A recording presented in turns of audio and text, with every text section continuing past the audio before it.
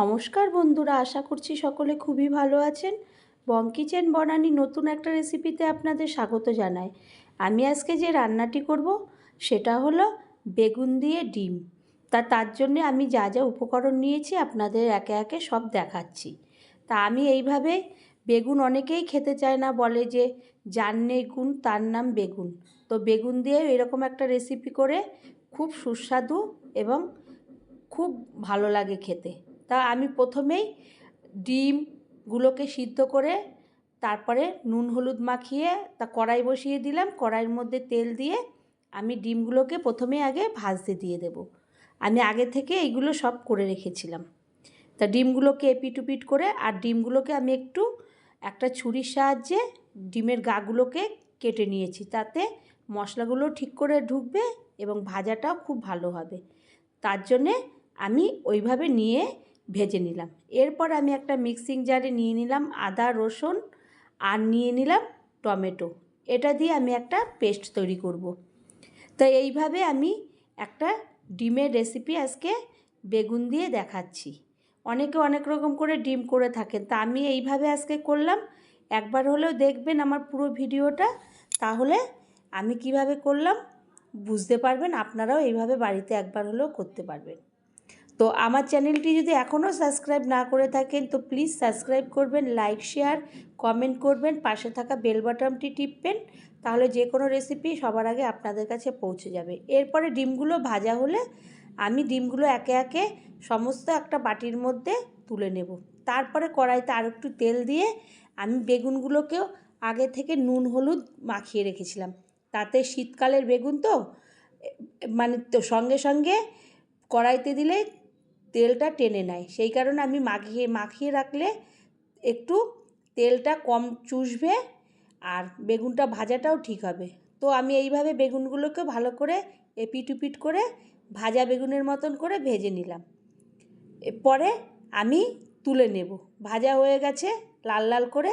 এরপরে আবার যে কটা বাকি ছিল সেই কটাকে কড়াইতে আবার দিয়ে আমি ওগুলোকেও ভালো করে ভেজে তুলে নেব। তুলে একে একে বেগুনগুলো আমার ভাজা হয়ে গেল, ডিমগুলোকে ভেজে নিলাম। আমি এখানে আলু ব্যবহার করিনি, কারণ যেহেতু বেগুন দিয়ে ডিম, সেই কারণে আমি বেগুনটাকেই ব্যবহার করলাম। এরপরে কড়াইতে আবারও একটু তেল দিয়ে দিলাম। দিয়ে আমি দিয়ে দিলাম এলাচ আর দারচিনি ফোড়নের জন্য। এইগুলো আমি তেলের মধ্যে ছেড়ে দিলাম। তারপরে দিয়ে দিলাম তেজপাতা। দিয়ে আমি একটা খুন্তি দিয়ে ভালো করে নাড়াচাড়া করে নেব। ওটা যখন একটা সুগন্ধ বেরাবে তখন আমি দিয়ে দেব ওর মধ্যে সাদা জিরা। ফোড়নের জন্য সাদা জিরাটাকেও দিয়ে দিলাম। সাদা জিরাটা যখন ফুটে যাবে, একটু কালচে কালো কালার আসবে, তখন গন্ধ বেরোবে, তখন আমি ওর মধ্যে দিয়ে দেব পেঁয়াজ কুচিটা। পেঁয়াজটাকে দিয়ে ভালো করে খুন্তি দিয়ে নেড়ে একদম লাল লাল করে ভেজে নেব।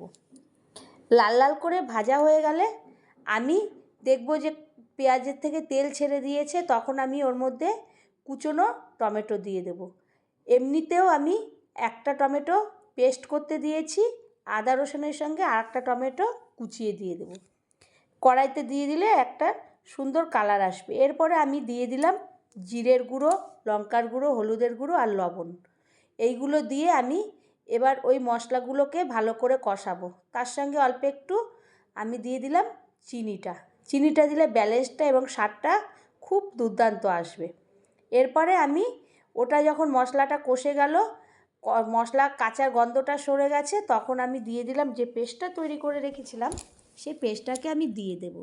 দিয়ে ভালো করে আমি কষাতে থাকবো খুন্তি দিয়ে। যখন কষানো হয়ে গেলে কড়াইয়ের গা থেকে তেল ছাড়বে, তখন আমি দেখব যে না মশলাটা কষে গেছে, কোনো কাঁচা গন্ধ নেই, তখন আমি বেগুনটা যে ভাজা ছিল প্রথমে আমি বেগুনটাকে দিয়ে দেব। দিয়ে ওই মিক্সিং জার ধোয়া জলটা সামান্য একটু জল দিয়ে দেব। দিয়ে ভালো করে বেগুনটাকে মশলার সঙ্গে জলের সঙ্গে মাখিয়ে নেব। তারপরে যখন ওটা একটু ফুটে যাবে মোটামুটি বেগুনটা, তখন আমি ওর মধ্যে দিয়ে দেব যে ভেজে রেখেছিলাম ডিমটাকে আমি দিয়ে দেব। তো এইভাবে আমি একটা বেগুন দিয়ে ডিমের একটা রেসিপি করলাম। একবার হলে ভালো লাগলেও বাড়িতে ট্রাই করবেন, ছোট বড় সকলকেও খাওয়াবেন। যদি ভালো লাগে আমার চ্যানেলটিকে লাইক শেয়ার কমেন্ট করবেন, পাশে থাকবেন। নতুন একটা রেসিপিতে দেখা হবে। ধন্যবাদ।